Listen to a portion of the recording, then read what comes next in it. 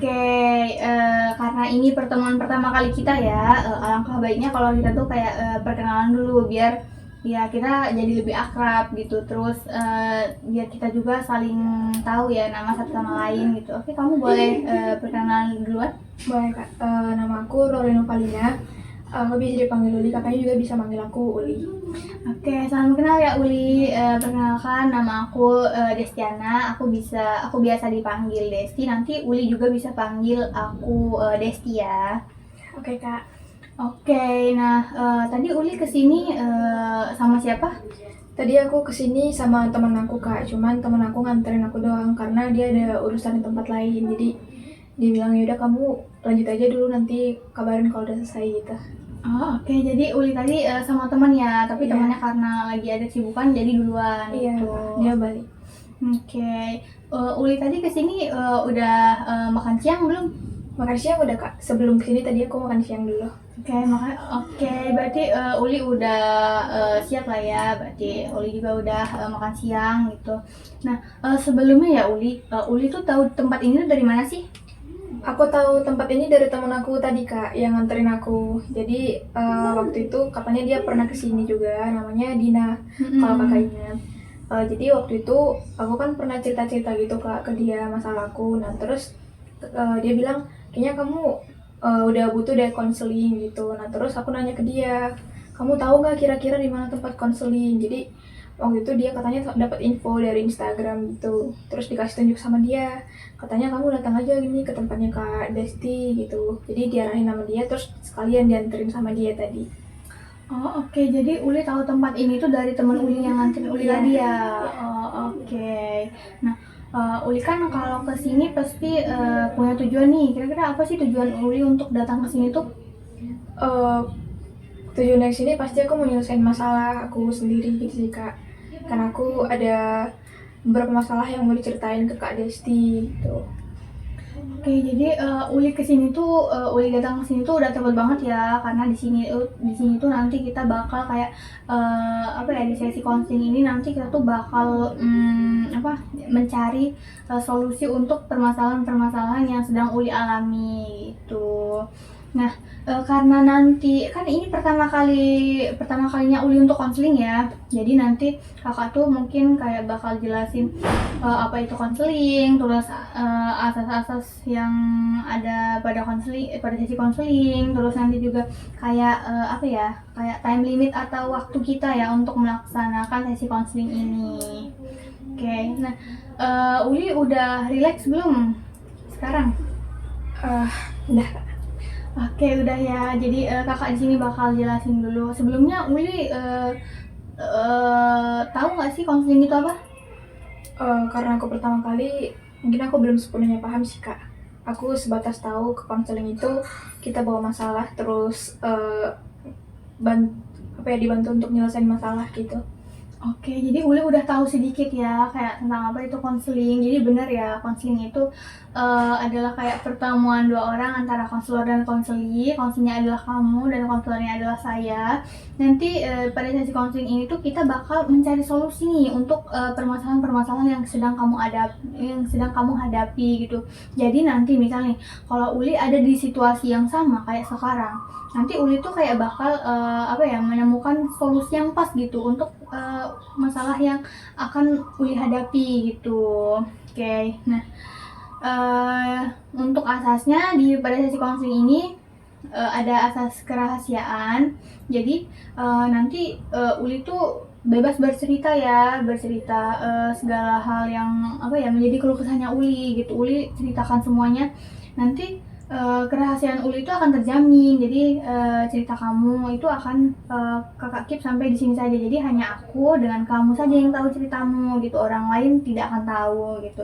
Jadi Uli jangan takut-takut ya untuk menceritakan semua permasalahan Uli, oke? Oke Kak. Nah, terus yang kedua tuh ada asas keterbukaan. Nah, jadi tadi kan udah asas kerahasiaan nih, bahwa kerahasiaan cerita Uli tuh akan terjamin ya, jadi nggak akan bocor kemana-mana. Jadi kakak harap nanti Uli tuh mau terbuka gitu. Uli ceritakan semua yang menjadi keluh kesahnya Uli. Jadi kakak harap kayak jangan ada yang tutup-tutupi ya, biar nanti kita tuh bisa nyari solusi untuk permasalahan Uli. Jadi kita tuh dapatnya solusi yang pas gitu untuk permasalahannya Uli, oke? Oke Kak. Nah, selanjutnya tuh ada asas kesukarelaan. Nah, kakak mau tanya nih di sini.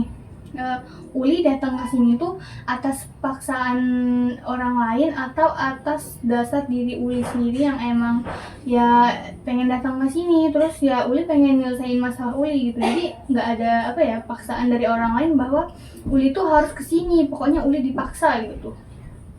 Kalau datang sini aku sukarela sih Kak datangnya, karena emang aku sadar aku tuh butuh bantuan dari orang lain buat nyelesain masalahku. Jadi aku datang ke sini, memilih datang ke sini sukarela untuk menyelesaikan masalahku sendiri. Oke, jadi Uli di sini tuh emang datang atas dasar diri Uli sendiri ya, karena Uli ingin mencari solusi untuk permasalahan-permasalahan yang sedang Uli hadapi. Oke, nah yang terakhir tuh ada time limit atau waktu kita untuk melaksanakan sesi konseling. Jadi gimana kalau sesi konseling kita hari ini kalau waktunya 45 menit, bagaimana Uli? Apakah cukup? Cukup sih Kak, harusnya. Oke, jadi 45 menit ini cukup ya untuk Uli. Oke, nah sebelum kita masuk lebih dalam nih, kakak mau tanya lagi, mau ngeyakinin ke Uli ya. Uli, sekarang posisinya udah rileks atau belum? Udah Kak.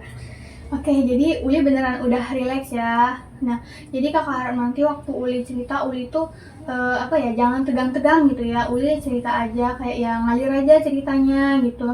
Jangan terlalu tegang. Pokoknya waktu selama sesi konseling berlangsung nanti Uli harus rileks ya. Siap Kak. Oke, jadi kita bisa mulai ya Uli. Kita bakal masuk ke dalam sesi konseling ini. Nah, tadi kan Uli udah bilang tuh, Kak, Uli tuh punya tujuan ke sini, ya datang ke sini ya untuk mencari solusi atas permasalahan-permasalahan yang sedang Uli alami atau Uli hadapi. Nah, apa sih yang ngebuat Uli tuh mutusin untuk datang ke sesi ini hari ini? Jadi aku tuh punya beberapa apa ya Kak, masalah gitu. Nah, aku tuh kan orangnya perfeksionis nih Kak. Dari sifat aku yang perfeksionis ini tuh akhirnya memunculkan masalah Kak buat aku gitu, dan aku masih bingung kayak aduh gimana sih cara nyelesain masalah ini gitu. Kayak permasalahan perfeksionis ini tuh udah lumayan mengganggu kehidupan aku sehari-hari gitu Kak, kayak bahkan bikin aku stres di beberapa situasi gitu. Jadinya aku mutusin buat datang ke sini karena aku ngerasa ini tuh harus diselesaiin gitu, harus apa ya, nggak boleh kayak gini-gini terus gitu. Oke, tadi kan Uli bilang kayak Uli kayak punya apa ya, punya sifat perfeksionis ya yang sudah cukup mengganggu kehidupan sehari-harinya Uli. Nah, kakak mau nanya nih, sejak kapan sih Uli tuh mulai ngerasa kayak harus selalu perfeksionis atau kayak ya terlihat untuk sempurna gitu ya? Iya, ya nggak benar. Jadi PK aku pengen terlihat kayak ngelakuin semuanya itu dengan sempurna itu aku sadar pas aku di SMA Kak. Kan sekarang aku udah kuliah dan udah cukup lama dibilang. Jadi waktu itu aku ngerasa kayak gitu tuh ketika aku nggak puas sama nilai kecil yang aku dapetin gitu, kayak apa-apa tuh harus yang sempurna gitu. Itu sih Kak.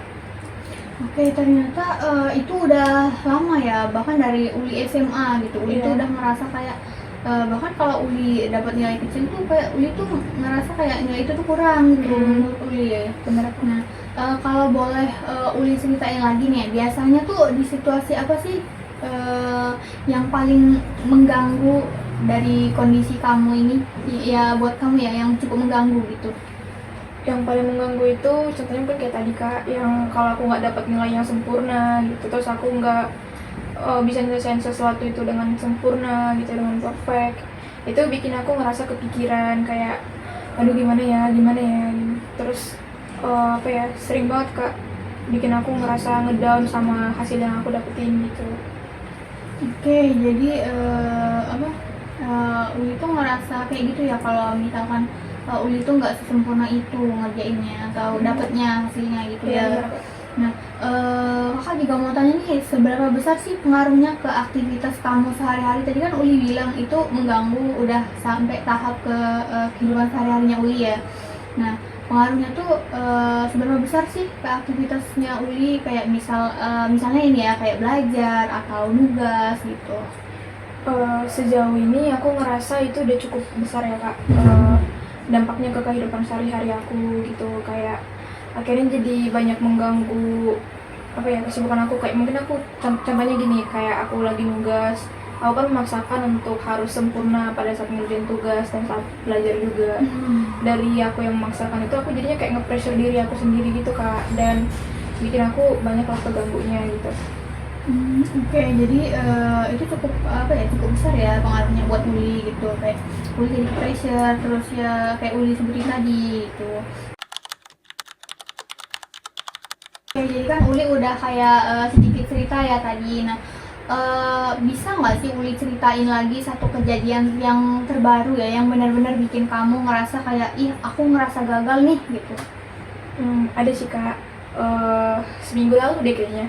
Oh baru ya ternyata. Iya, masih baru lah kak hitungannya. Jadi waktu itu ada tugas kayak disuruh edit video, dan aku waktu itu kebetulan jadi editornya.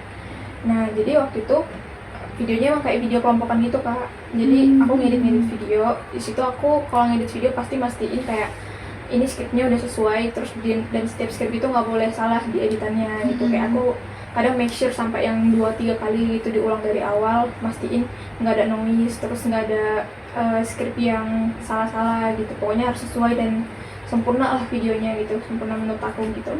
Nah tapi waktu itu pas ditayangin di kelas gitu, ditunjukin ke siswa-siswa lain gitu, ke mahasiswa lain, itu ada yang sedikit ini kak, sedikit keluar dari skrip. Jadi aku di situ ngerasa kayak itu nggak bagus, nggak sempurna gitu, kayak aku gagal ngerjainnya dengan sempurna gitu. Terus ada juga beberapa kejadian yang masih baru juga. Waktu itu ada penilaian gitu kak. Nah penilaian itu kan aku udah ngerjain nih kerjanya, dan itu emang apa ya, dikasih nilai 81 kalau nggak salah waktu itu. Tapi menurut aku itu masih kurang banget kak, dia aku nilainya kayak apa ya, aku tuh nggak mau dapat nilai yang 81, aku maunya kayak at least ya 95 lah gitu. Gitu, Kak. Oke, jadi Uli tuh kayak ngerasa gagal kalau Uli tuh ini ya apa, kan itu udah Uli kerjain ya, bahkan udah kayak Uli ulangin gitu. Tapi kayak walaupun tetap ada kesalahan kecil ya, walaupun itu tuh sebenarnya nggak mengganggu dan kayak emang nggak sebesar itu kesalahannya ya, tapi Uli kayak tetap masih ngerasa gagal gitu ya. Iya benar kak. Oke, nah saat Uli ngerasa kayak gitu tuh, nah apa sih yang sebenarnya terjadi tuh menurut Uli? Yang sebenarnya terjadi itu, aku ngeliatnya itu jadi sebuah kesalahan kak, kayak berarti aku belum benar ngerjainnya gitu. Oke, jadi Uli ngelihat kalau ternyata itu tuh apa ya, ngelihat apa ya, jadi sebuah kesalahan yang menurut Uli tuh kayak seharusnya nggak gini gitu. Benar kak, benar banget. Oke, kalau kita lihat dari sisi luar ya, menurut Uli nih hasilnya tuh sebenarnya buruk atau cukup baik sih? Mungkin di beberapa kejadian aku mikir kayak sebenarnya nggak seburuk itu sih kak, karena waktu contohnya kayak yang kemarin itu yang video, temen aku tuh nggak notice kalau sebenarnya ada yang salah di situ di videonya. Cuman aku ngerasa itu tuh kayak salah gitu.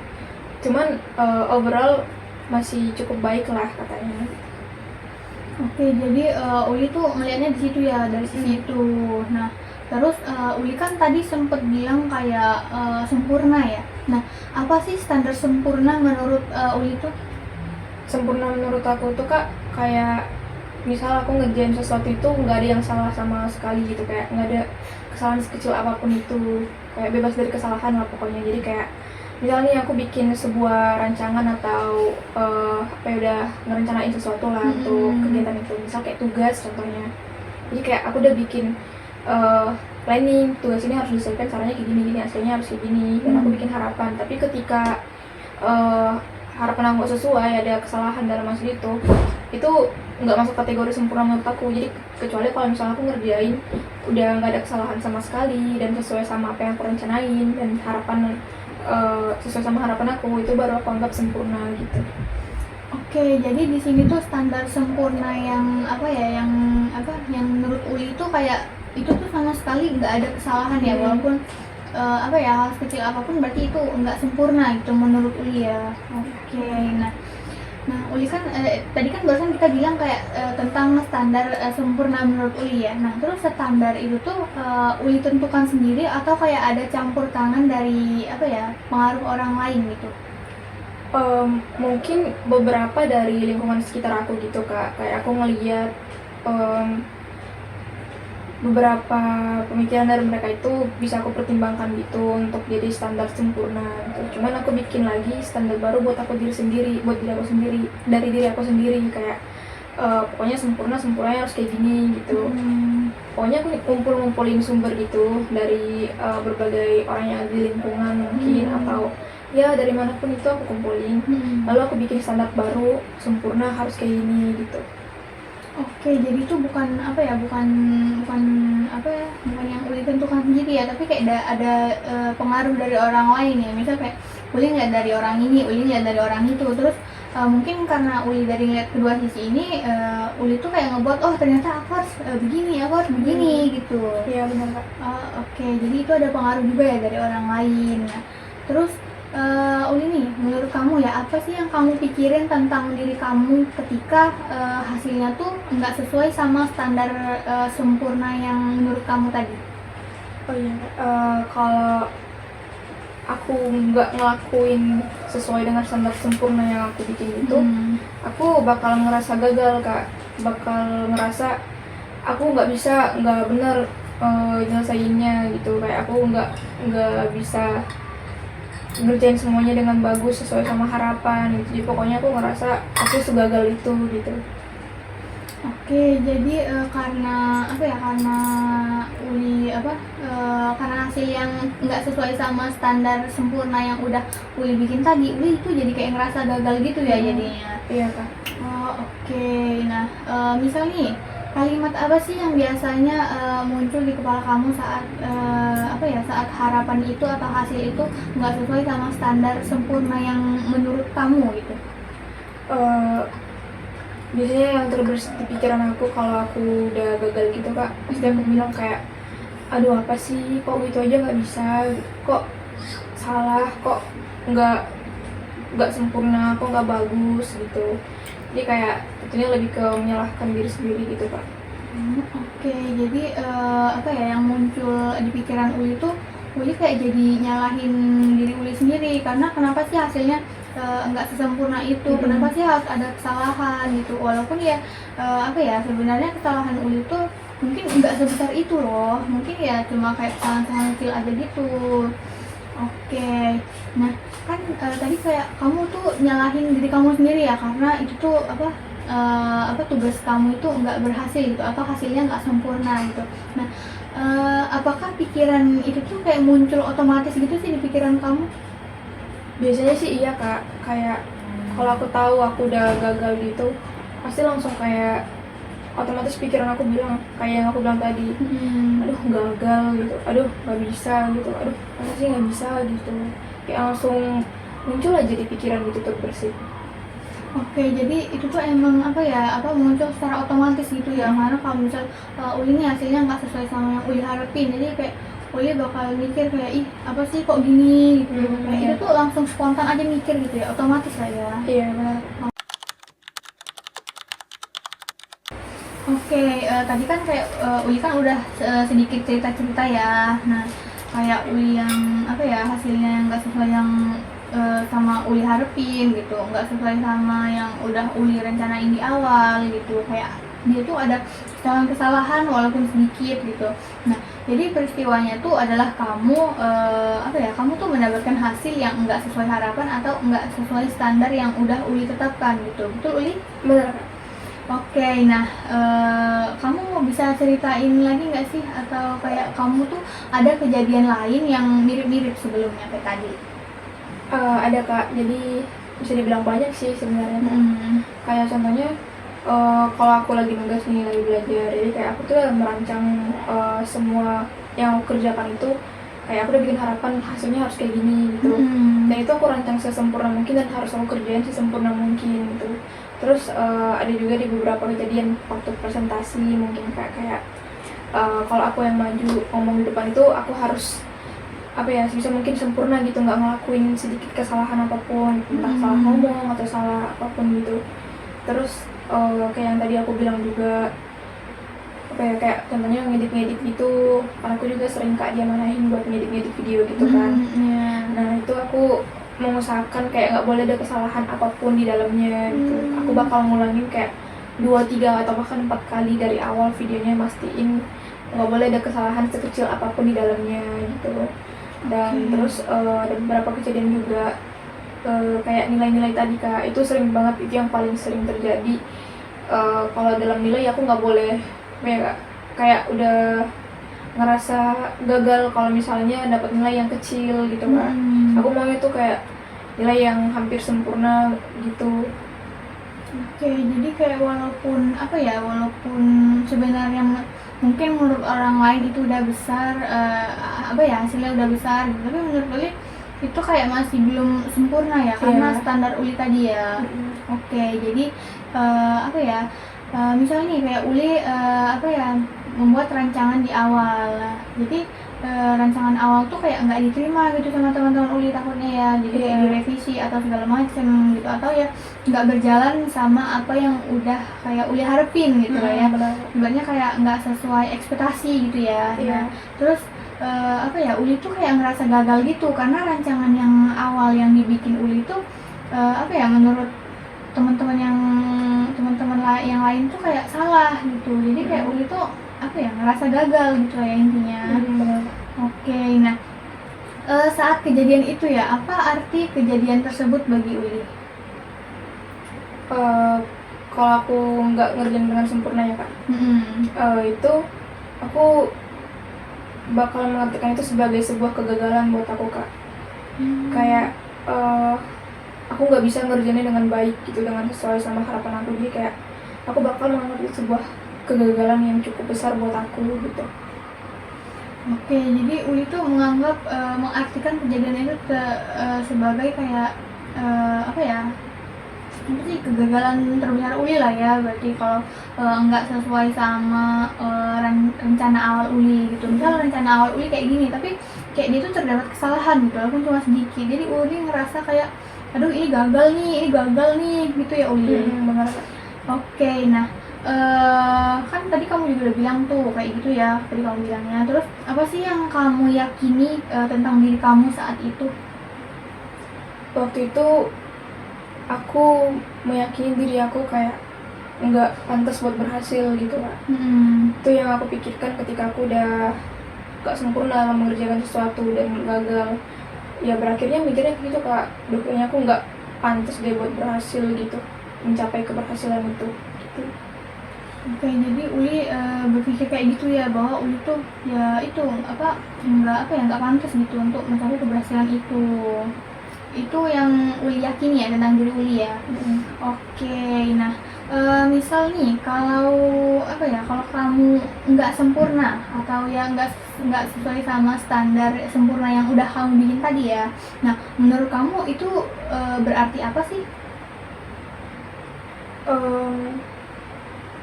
Balik lagi mungkin ke yang tadi sih Kak, aku ya berarti aku kayak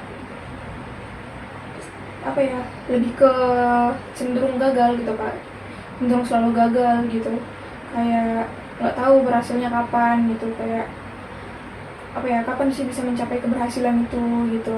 Aku mengartikannya jadi kayak gitu Kak, dan aku mengartikannya juga apa ya, dari segi pandangan orang akan menganggap aku sebagai orang yang nggak berhasil gitu, pokoknya gagal gitu. Oke, di satu sisi juga Uli takut sama pandangan orang lain ya, kayak orang lain tuh takut, Uli tuh takut orang lain mencap diri Uli tuh bahwa Uli tuh orang yang gagal gitu, bukan orang yang berhasil gitu, karena satu kesalahan yang yang nggak sesuai rencana Uli atau nggak sesuai sama standar sempurna yang udah Uli buat gitu. Nah Menurut Uli nih ya, kakak mau tanya, menurut Uli, Uli tuh ngerasa harus selalu sempurna nggak sih? Kalau sampai saat ini ya aku rasa aku harus sempurna Kak. Karena itu karena udah apa ya, merasa apa itu harus mantap, harus sempurna gitu. Oke, jadi Uli tuh masih ngerasa kayak harus selalu sempurna ya dalam hal apapun gitu. Oke, nah misal nih ya, kalau Uli nggak kalau apa ya rencana awal Uli tuh nggak atau hasilnya tuh nggak sesempurna itu, apa konsekuensinya sih menurut Uli yang Uli pikirin? Konsumsi yang aku pikirin itu pastinya aku bakal dicap sebagai orang gagal Kak gitu. Konsekuensinya ya berarti aku nggak benar ngerjainnya, nggak becus gitu. Kayak ya apa ya, konsekuensinya aku bakal nyalain diri sendiri gitu.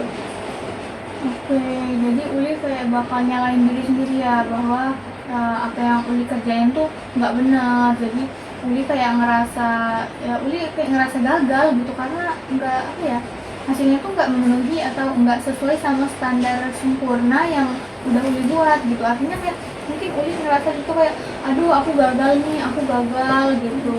Jadi gitu ya Uli. Iya benar. Tadi kan Uli bilang tuh kalau nggak sempurna berarti aku ngerasa gagal ya Uli. Nah, perasaan apa sih yang muncul setelah kamu berpikir seperti itu? Perasaan yang muncul itu bermacam sih Kak. Oke. Kadang aku sedih kayak kenapa ya kok bisa kayak gini gitu, kayak mikirin padahal kan harusnya bisa kayak gini. Jadi kayak sedih aja gitu, nggak mencapai target gitu kan. Nah kadang aku juga kecewa sama diri sendiri gitu, kayak ya harusnya kan bisa gitu, masa kayak gini aja nggak bisa gitu. Dan kadang juga aku ngerasa marah gitu Kak sama diri sendiri gitu, atau mungkin sama ada beberapa hal yang aku marahin juga, kayak aduh masa gini lagi, nggak sesuai loh, harusnya nggak kayak gini, harusnya kayak gini gitu. Itu sih Kak. Oke, jadi di situ tuh Uli tuh malah ngerasa sedih, Uli juga ngerasa kecewa, bahkan Uli sampai ngerasa marah sama diri Uli sendiri. Ya. Nah, kalau misalkan nih kakak tanya ya, seberapa intens sih perasaan itu? Misal nih kalau kita kita bandingkan dengan angka 1 sampai 10, Uli bakal kasih nilai berapa? Mungkin aku bisa kasih 8 sampai 9. Tapi kayaknya memungkinkan yang pas 9 Kak, karena itu jelas banget aku rasain kalau aku udah ngerasa gagal gitu, kayak aku nggak sempurna dalam mengerjakan apapun gitu, mengerjakan tugas itu. Kayak langsung dapet gitu feel sedihnya, kecewanya, marahnya gitu Kak. Oke, kalau menurut kakak angka 9 itu cukup ini ya, cukup intens ya berarti ya untuk ini. Oke, nah kan tadi Uli udah udah kayak ngasih angka 9 kan untuk seberapa intens perasaan itu muncul. Nah, apa sih yang kamu lakuin setelah merasa seperti itu tuh? Biasanya kalau aku udah sedih, malas buat pada saat itu aku malah lebih ke males sih Kak ngerjain, atau kayak mungkin nunda gitu, karena kayak udahlah nanti aja lah gitu, karena udah keburu sedih duluan kan Kak, sedih, kecewa, marah gitu. Jadi kayak mikirnya udah nanti aja lah dikerjain, jadi kayak males gitu bawaannya Kak. Ya, oke, jadi Uli setelah ngerasa kayak gitu, Uli jadi malah nunda tugas ya. Oke, karena rasa sedih, kecewa, marah itu, jadi malah Uli nunda tugas gitu. Nah, dari kamu jadi malas dan nunda tugas itu tuh, impactnya ke kamu tuh jadi menghindari tugas atau malah over sih? Bisa jadi kedua-duanya sih Kak, dan itu tergantung sih memang, kayak tergantung situasi waktu itu. Kalau misalnya aku udah keburu kayak marah, sedih, kecewa gitu, itu kan berpengaruh ke mood aku juga Kak, gitu. Kadang aku mikirnya kayak udah malas lah buat ngerjain lagi gitu, kayak akhirnya milih buat nggak ngerjain, berhentiin gitu. Tapi kadang di beberapa situasi juga aku malah kayak over banget buat ngerjainnya, karena aku mikir kayak karena aku harus nyelesainnya, karena aku punya rencana di kemarin hari dan aku punya harapan selesainya harus gimana, jadi aku kayak nge-pressure diri aku sendiri buat ngerjainnya harus sampai selesai gitu dituntaskan, yang bikin jadi over banget gitu ngerjainnya. Oke, jadi itu ternyata tergantung situasinya ya. Kalau misal Uli lagi apa ya, Uli lagi apa moodnya nggak bagus, Uli kayak ya mungkin itu kayak ngerasa sedih, kecewa gitu. Uli memilih untuk menunda tugasnya atau mungkin malah kayak over gitu karena Uli ngerasa kayak pokoknya ini harus selesai gitu, harus selesai, harus sempurna gitu ya. Oke, tadi kan Uli udah cerita-cerita ya kayak permasalahan Uli, terus Uli juga udah kayak nyeritain gimana perasaan Uli. Uli juga udah kayak ngasih nilai seberapa intens perasaan Uli itu, terus Uli juga udah kayak ya ngeluarin semua perasaan Uli lah ya. Nah, oke, kakak validasi itu, kakak paham gitu. Nah, sekarang coba kita analisis pikiran ya. Coba kita kayak sharing-sharing pikiran. Kakak mau tanya nih pendapat Uli. Kira-kira menurut Uli masuk akal nggak sih kalau manusia itu harus selalu sempurna dalam segala hal? Sebenarnya kalau mau dipikir-pikir lagi Kak, apa ya? Aku juga pernah dengar kan kayak ada beberapa pepatah di sosmed yang bilang kesempurnaan hanya milik Tuhan gitu. Jadi kalau yang kita manusia mungkin apa ya, untuk standar sempurna itu kayaknya nggak ini sih Kak, nggak bisa dibilang wajar manusia itu harus sempurna gitu. Oke, jadi manusia itu nggak harus selalu sempurna ya Uli. Oke, menurutmu ada nggak sih manusia yang apa ya, yang dia tuh nggak pernah melakukan kesalahan? Manusia nggak pernah, kayaknya nggak ada deh Kak, karena ya namanya manusia ya tempatnya salah, manusia selalu berbuat kesalahan, dan ya dimana manusia pasti pernah berbuat kesalahan gitu ya Kak. Dan balik lagi kayak aku pernah juga baca di sosmed, apa ya, yang nggak pernah salah itu cuman yang maha kuasa, kita itu adalah tempatnya salah, berbuat salah gitu. Oke, jadi apa ya, nggak ada ya Uli manusia yang nggak pernah berbuat kesalahan, walaupun sekecil apapun itu manusia tuh pernah gitu loh membuat kesalahan gitu. Jadi apa ya, kesalahan itu adalah hal yang lumrah gitu. Nah, terus ya Uli, kalau standar, kan Uli tadi bikin nih kayak standar sempurna menurut Uli ya. Nah, kalau standar itu nggak realistis, kenapa kamu tetap menuntut diri kamu sendiri tuh kayak gitu? Lebih ke takut salah sih Kak, dan takut juga pandangan orang ke aku itu jadi nggak bagus gitu, kayak wah ini orang nih salah mulu gitu loh, kayak masih dia ngerjainnya bagus gitu. Jadi kayak aku melihat penilaian orang tentang aku gitu Kak. Oke, jadi di sini tuh Uli tuh takut tuh ini ya, karena takut sama pandangan orang lain terhadap Uli gitu. Iya, Uli takut kayak dicap kayak Uli ini kenapa sih selalu salah gitu. Oke, nah ini ya menurut Uli, kalau misalnya kita nggak sempurna, otomatis emang berarti kita gagal total ya? Kalau menurut aku sejauh ini iya sih Kak, kayak kalau aku bikin kesalahan dan nggak sesuai sama apa yang aku mau, itu menurut aku gagal gitu Kak, gagal total. Oke, jadi kalau nggak sempurna menurut Uli itu berarti artinya gagal total gitu ya, bener-bener apa ya, segagal itu ya. Oke, nah Uli ada bukti nggak sih, kayak apa sih buktinya bahwa kamu tuh bener-bener gagal sebagai individu hanya karena satu hasil aja, dan itu pun ya cuma satu gitu, cuma satu itu doang Uli? Kalau sejauh ini kayaknya aku belum nemu bukti yang benar-benar bisa membuktikan kalau aku gagal sih Kak. Karena kayak ya kayak aku ceritakan tadi contohnya, temen aku nonton video yang aku bikin, dia nggak notice. Jadi kayak aku memang belum nemu sih Kak, kayak dicap gagal sama orang lain gitu. Oke, jadi sejauh ini emang belum ada ya. Oke, nah di satu sisi ya, Uli tuh malah punya bukti nggak sih? Ada nggak sih yang menunjukkan bahwa bukti Uli tuh sebenarnya Uli tuh mampu gitu? Untuk itu mungkin ada beberapa situasi Kak, kayak ya nilai-nilai aku juga kayaknya aku lihat-lihat yang nggak yang seburuk itu mungkin. Kayak nilai-nilai tugas aku juga masih aman, Terus waktu aku presentasi mungkin aku lihat kayak nggak yang sekacau itu juga, nggak yang seburuk itu juga. Aku masih bisa ngomong di depan banyak orang, terus aku masih bisa mempresentasikan dengan baik. Terus eh, masih ada beberapa lain juga kak yang bikin aku ngerasa kayaknya aku masih bisa deh gitu. Oke, nah berarti kan yang Uli sebutin tadi tuh itu tuh hal-hal yang pernah Uli lakuin dengan baik kan gitu. Nah, menurut Uli nih, misal ya orang lain tuh menilai Uli gagal atau itu tuh hanya penilaian dari diri sendiri Uli aja? Kalau dipikir-pikir lagi kayaknya dari diri aku sendiri deh kak, karena aku belum pernah dengar sih, kayak mungkin pernah cuman nggak yang sering gitu. Dan itu juga paling menilainya kayak nggak yang apa ya, menjelekkan dan mengecap itu sebagai sebuah kesalahan fatal. Paling kayak ingetin ini kayaknya salah deh gitu, kayaknya ini gak sih gitu, lebih kasih tahu sama beberapa orang gitu ke aku. Cuman lebih banyak itu karena pikiran aku sendiri sih kak yang bilang gagal, salah gitu.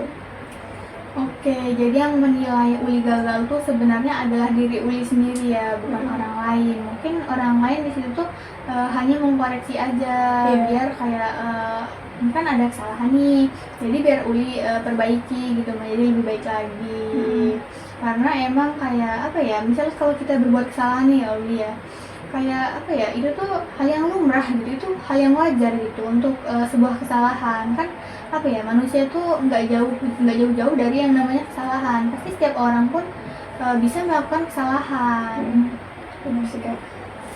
Oke, tadi kan di awal-awal tuh Uli kayak cerita nih, Uli bilang juga kayak Uli tuh harus selalu sempurna gitu. Nah, dari kayak kata aku harus sempurna atau ya standar sempurna menurut Uli, ada apa sih dampak dari keyakinan aku harus sempurna, berdampak nggak sih terhadap kehidupan sehari-harinya Uli? Sejauh ini tuh menurut aku sangat berdampak sih kak. Kayak nggak jarang aku jadi ngerasa stres gitu, pusing mikirin semua yang aku rasain, kayak dari aku yang sedih, aku kecewa, aku marah, sampai aku nyalain diri sendiri.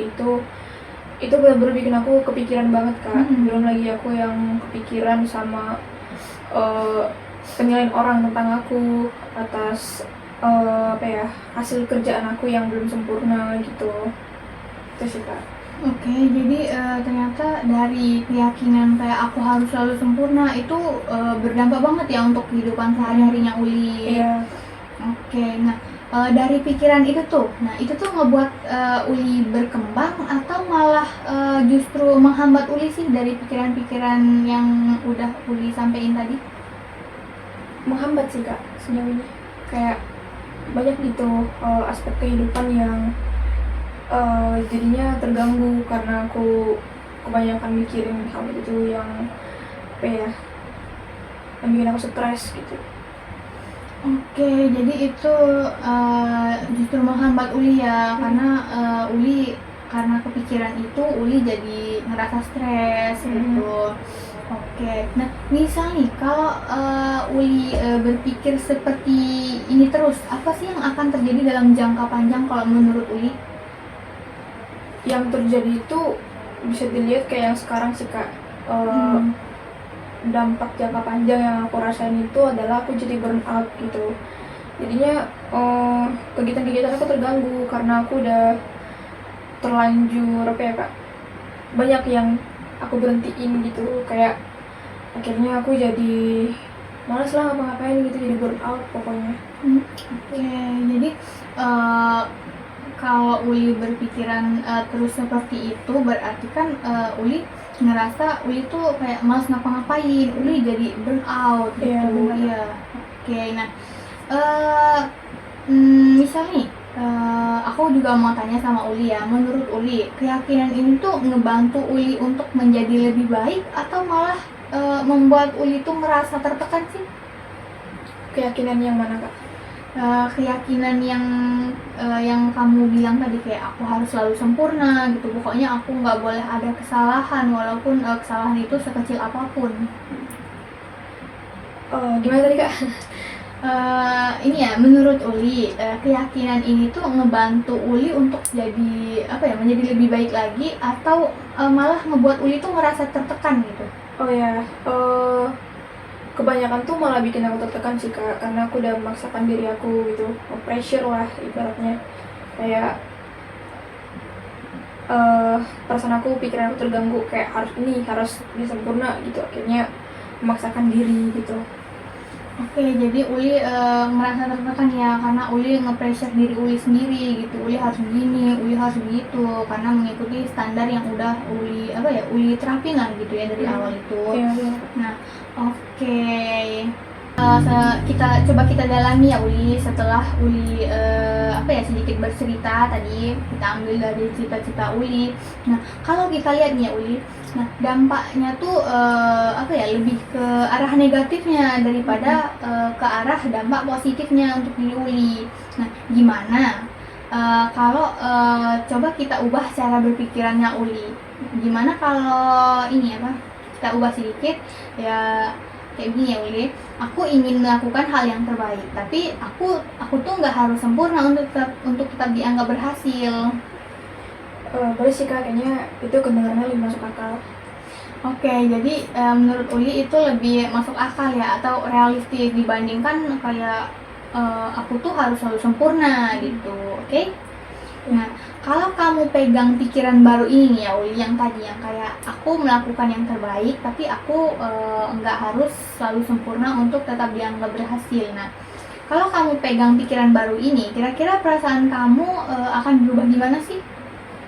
Kalau dibandingkan sama pikiran lama ya Kak ya. Mungkin kalau di pikiran lama kan tadi aku bilang kayak aku sedih, aku kecewa, aku marah gitu. Mungkin kayaknya kalau aku ganti sama pikiran yang ini kayaknya bakal lebih tenang deh Kak harusnya.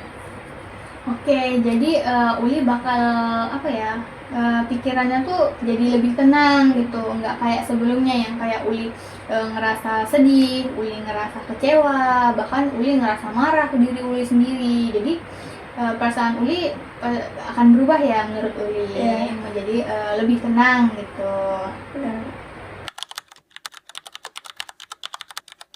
Oke Uli, analisisnya kita cukupkan ya, dan kita bisa tarik kesimpulan kalau kamu tuh udah mulai memahami, kamu juga udah mulai mengubah pikiran irasionalmu menjadi lebih rasional dan lebih realistis lagi. Nah, jadi untuk memperdalam pikiran rasional kamu itu tadi, gimana kalau sekarang kita coba ubah dialog yang ada dalam pikiran kamu? Boleh Kak, gimana caranya? Gimana kalau kita langsung coba aja ya? Boleh Kak. Oke, sekarang coba Uli pejamkan mata Uli sejenak. Oke, nah dan bayangkan situasi ketika kamu mendapat hasil yang tidak sempurna.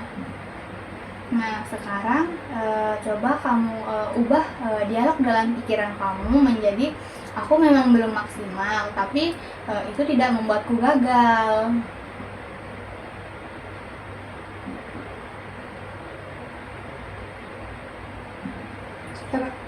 Oke, Uli boleh buka mata Uli lagi pelan-pelan. Nah, tadi kan Uli udah nyoba nih ngubah dialog yang ada dalam pikiran Uli ya. Apa sih yang kamu rasain sekarang? Yang aku rasain sekarang lebih tenang sih Kak.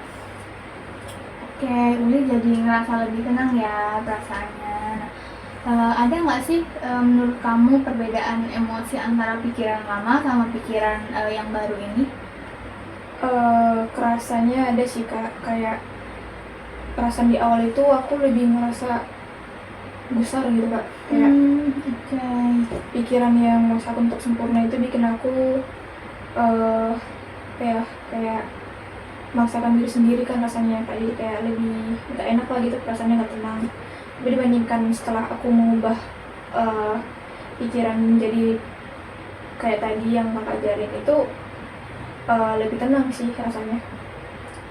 Oke, jadi ternyata ada perbedaan emosi ya antara pikiran lama yang kayak aku harus selalu sempurna, Uli tuh kayak ngerasa sedih, kecewa gitu, terus Uli juga kayak ngerasa jadi gusar gitu. Nah, sementara di apa ya, di dalam pikiran Uli yang baru ini Uli jauh merasa lebih tenang gitu, nggak kayak apa ya, nggak kayak di pikiran Uli yang lama gitu. Uli jadi ngerasa lebih tenang gitu. Nah, oke, jadi di sini tuh Uli udah merasa sadar ya kalau emang sebenarnya tuh ada perbedaan setelah mengubah pikiran lama Uli ke pikiran yang baru. Bagus ya Uli.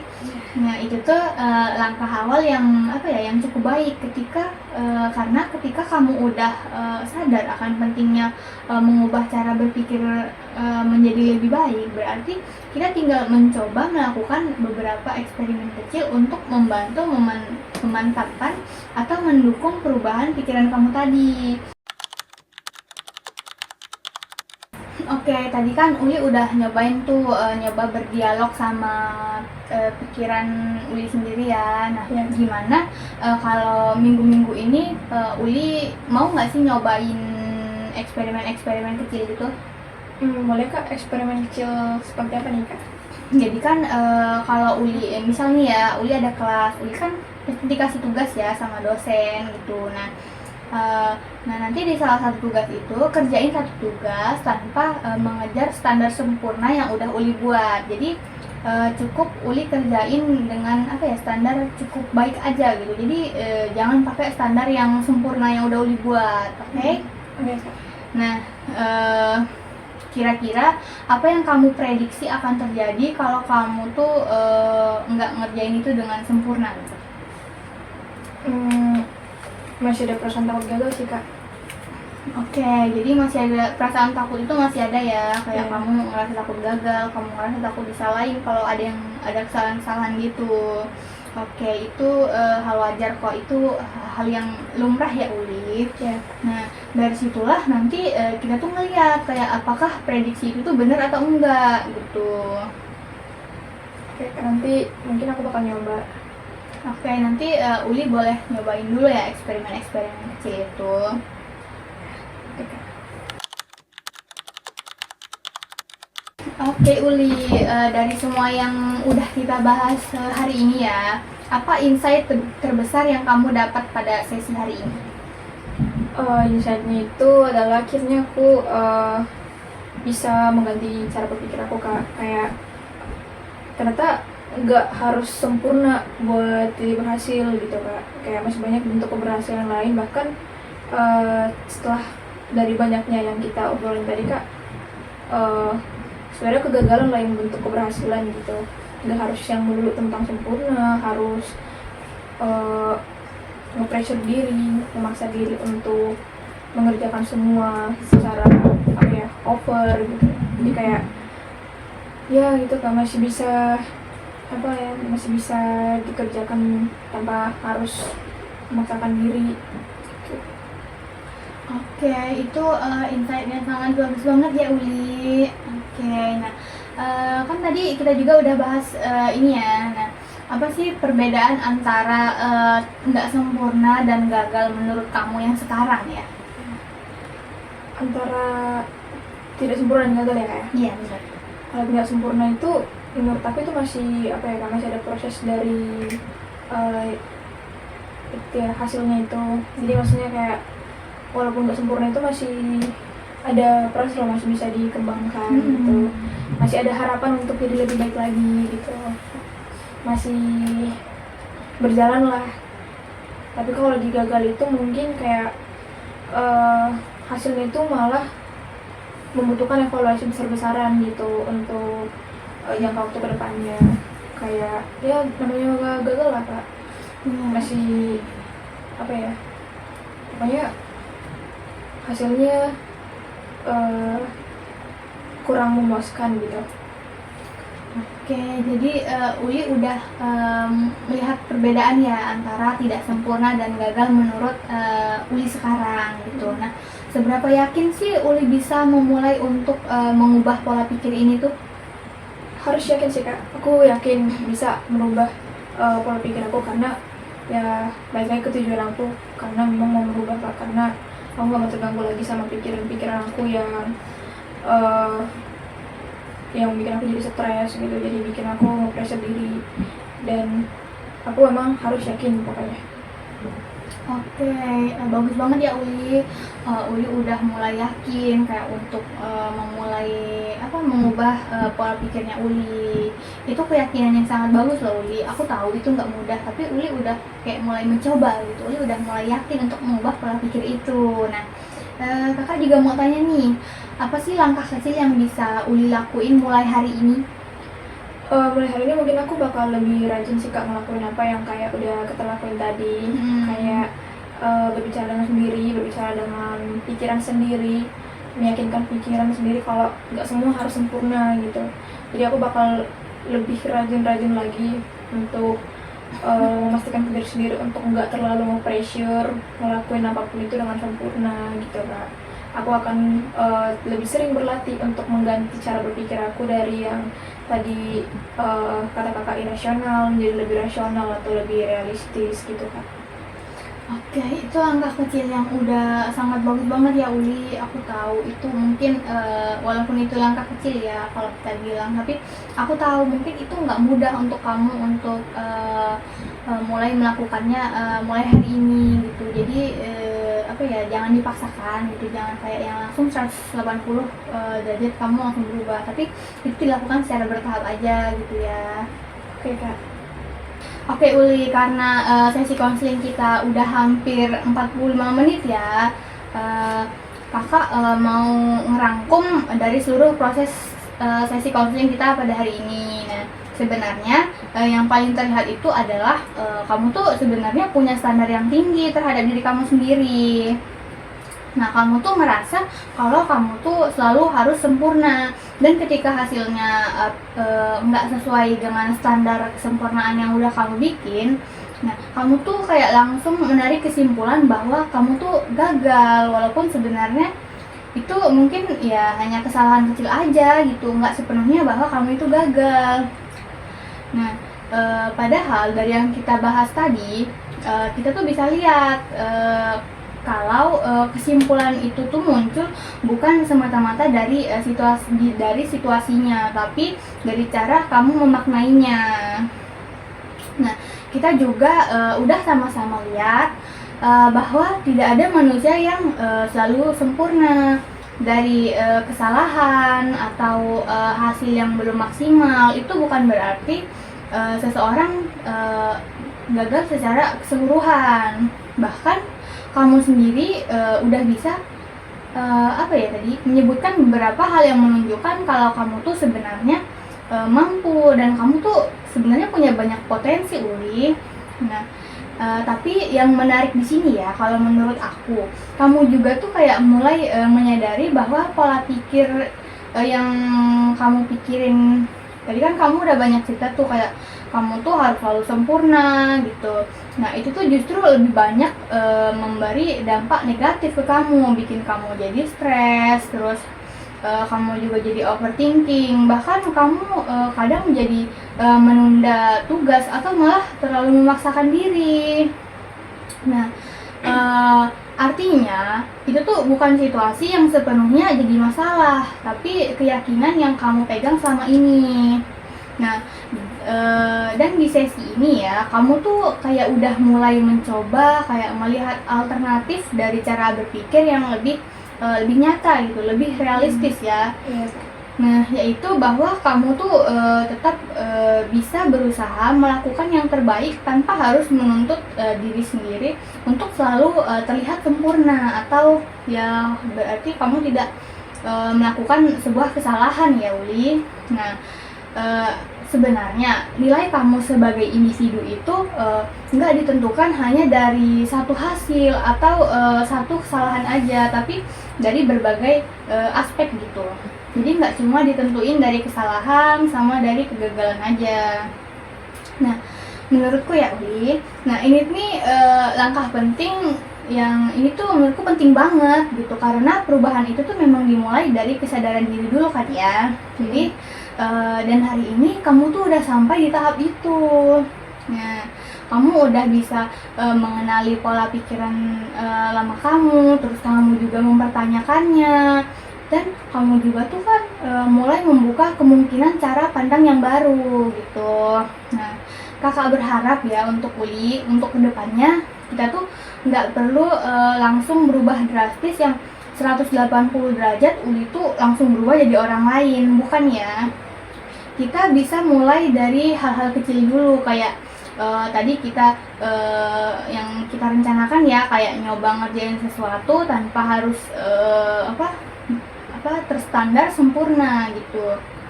Nah, dan kita juga bisa mengamati apa yang kamu rasakan gitu. Dari situ nanti kamu bisa belajar bahwa nggak semua hal itu harus berjalan sempurna, dan nggak harus berjalan sempurna untuk tetap bisa dianggap cukup atau bernilai gitu. Nah, aku juga ingin kamu ingat ya Uli, kalau proses ini tuh butuh waktu, jadi nggak instan. Jadi kan aku udah bilang tadi di sini, kita tuh nggak bisa loh yang berubah 180 derajat besoknya langsung berubah jadi kayak orang lain gitu ya. Kita butuh waktu di sini, butuh tahap, kita butuh proses gitu untuk menjadi diri kita yang lebih baik lagi. Wajar kok nanti kalau misalkan pikiran yang lama kamu itu masih muncul lagi, itu hal yang wajar. Tapi yang paling penting sekarang, kamu tuh udah punya bekal gitu untuk mengenali sama menantang pikiran lama kamu gitu, bahwa ini tuh nggak bener gitu ya kan. Bukan kayak langsung yang mempercayainya begitu saja. Nah, terakhir aku juga mau mengapresiasi kamu karena kamu tuh udah mau terbuka sama kakak, kamu juga udah mau jujur selama sesi ini. Itu tuh bukan hal yang mudah menurut kakak, dan kamu udah ngelakuinnya dengan sangat baik. Nah, itu tuh nunjukin kalau kamu tuh punya keinginan untuk berkembang dan memahami diri kamu lebih dalam lagi. Oke, jadi itu tadi bisa dipahami ya Uli? Bisa.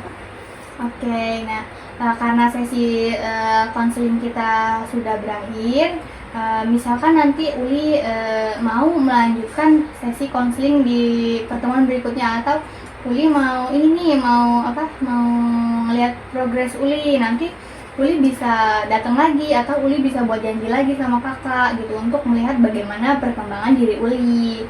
Nah, terus untuk melihat juga kayak sebenarnya pola pikir yang baru tadi tuh udah mulai kamu bangun belum sih gitu.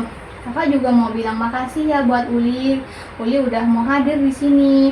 Uli udah mau berproses hari ini. Kakak tahu itu tuh bukan hal yang mudah ya untuk untuk datang ke sini, bahkan untuk berproses gitu. Tapi Uli datang ke sini, Uli ingin merubah Uli ingin mencari solusi untuk permasalahan-permasalahan yang sedang Uli hadapi. Makasih ya Uli. Ya, aku juga mau bilang makasih Kak.